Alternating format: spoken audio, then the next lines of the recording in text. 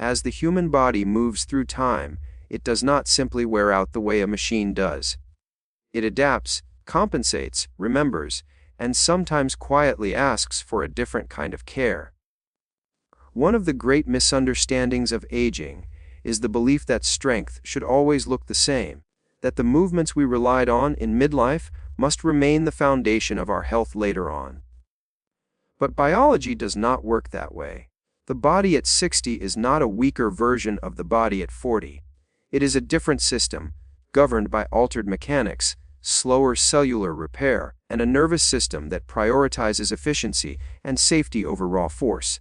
For decades, certain exercises have been elevated to near mythical status. Squats, in particular, have been framed as the ultimate test of leg strength, the movement that separates those who are fit from those who are not. This idea became embedded so deeply in fitness culture that many people continue performing squats long after their joints begin to protest, believing that discomfort is a necessary price of staying strong. Yet pain is not a moral failure, and biology does not reward stubbornness. The body communicates through sensation, and when that communication is ignored repeatedly, it often responds with inflammation, instability, or injury. After the age of 60, several subtle but meaningful changes occur inside the joints, especially the knees and hips. Cartilage, which once provided smooth and resilient cushioning, becomes thinner and less hydrated. Synovial fluid, the lubricant that allows joints to glide without friction, decreases in both quantity and quality. Muscles surrounding the joint lose mass and speed, not dramatically at first, but gradually enough that many people do not notice until a movement that once felt effortless suddenly feels demanding. At the same time, the nervous system begins to process balance and position information more slowly, which means the margin for error during complex movements becomes smaller. Deep squatting places the knee joint under significant compressive forces. In a younger body with healthy cartilage and fast, reacting stabilizers, this stress can be tolerated and even adapted to. In an older body, the same forces can exceed what the joint tissues are prepared to manage, especially when balance is compromised or fatigue sets in. This does not mean the legs are incapable of becoming strong. It means that strength must be developed through movements that respect how the aging body distributes load and maintains stability. What often goes unrecognized is that strength in daily life rarely demands perfect symmetry or maximal depth. Most of the movements that keep a person independent involve transitions, rising from a chair, stepping back to avoid an obstacle, stabilizing oneself on uneven ground, shifting weight while turning, or lowering the body in a controlled way. These are not gym movements. They are survival movements, woven into the fabric of everyday living. When exercise mirrors these patterns, the nervous system recognizes their relevance, and the body adapts in ways that feel natural rather than forced. Consider the simple act of standing up from a chair.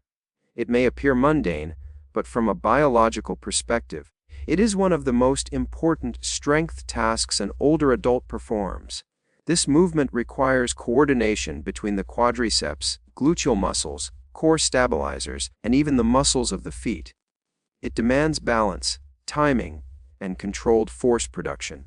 Unlike a deep squat, the range of motion is self-limiting. The chair provides a clear reference point, reducing fear and uncertainty. The movement unfolds in a way that the body already understands because it is practiced dozens of times each day. When this action is performed slowly and intentionally, it becomes a powerful stimulus for strength and confidence. The muscles are challenged within a range that feels safe. The joints experience load without excessive compression. The nervous system learns that standing up can be controlled, repeatable, and pain-free.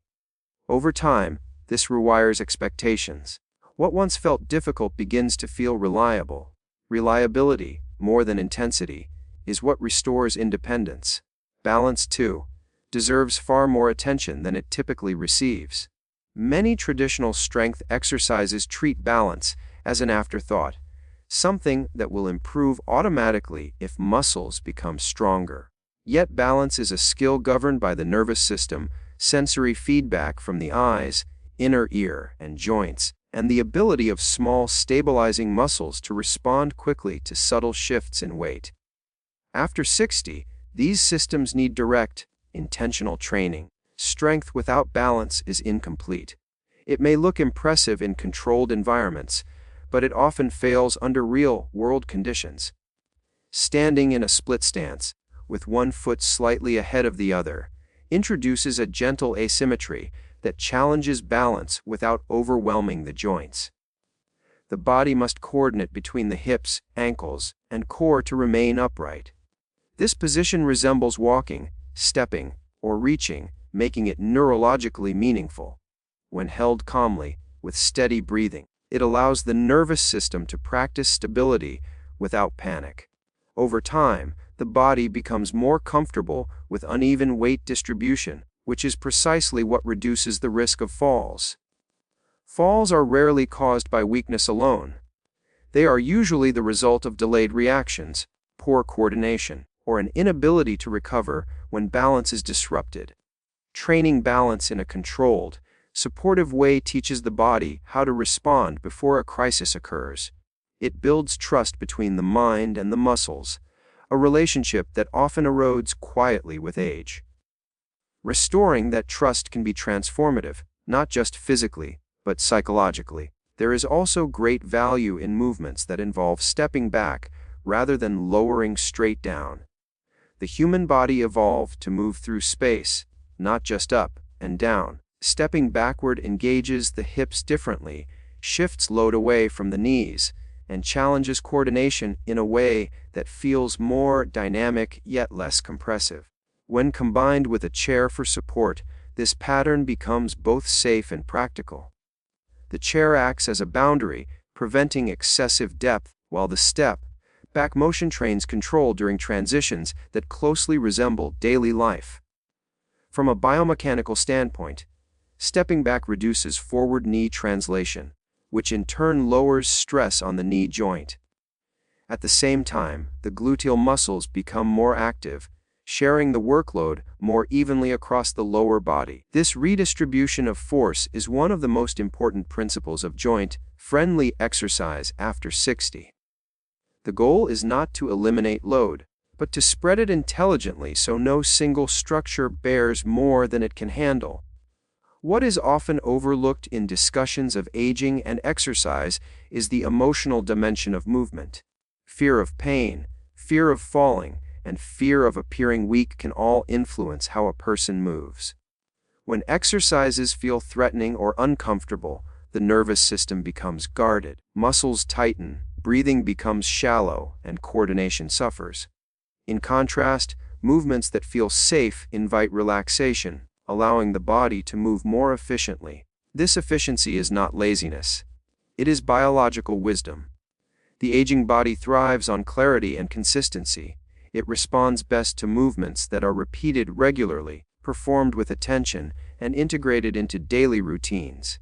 Long, exhausting workouts are far less effective than brief, focused sessions practiced with intention. Muscles grow stronger, not just from mechanical load, but from neural adaptation.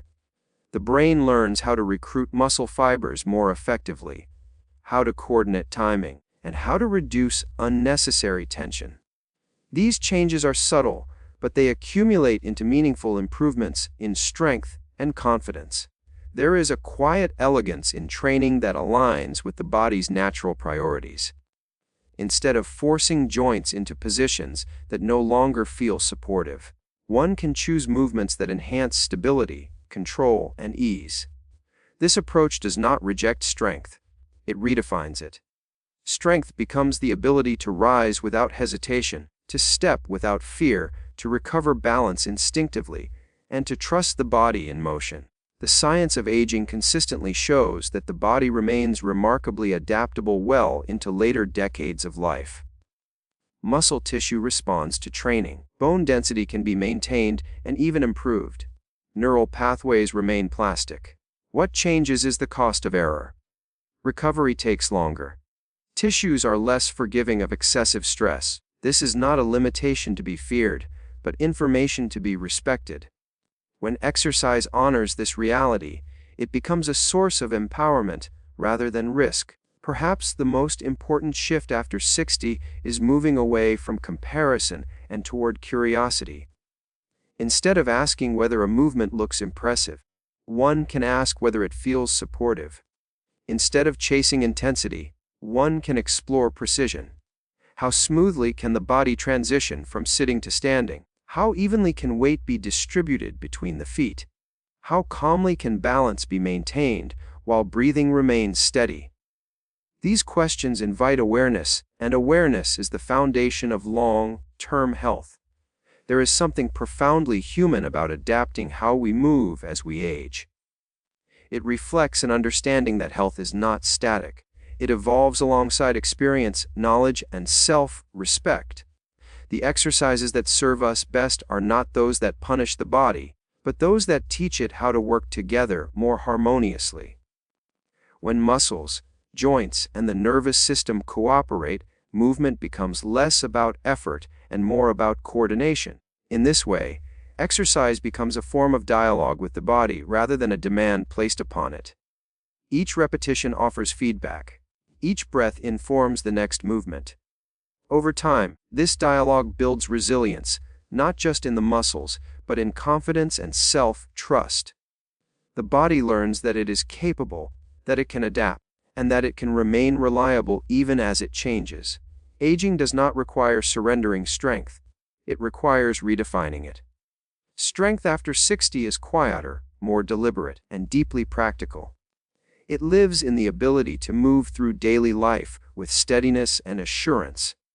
It shows itself in moments that rarely draw attention but matter immensely, standing up without hesitation, walking across an uneven surface without fear, stepping back to sit down with control. These are the movements that sustain independence, dignity, and quality of life. When exercise aligns with these realities, it ceases to be a battle against aging and becomes a partnership with it. The body is no longer something to be pushed relentlessly, but something to be listened to carefully. In that listening, there is wisdom, and in that wisdom, there is strength that endures.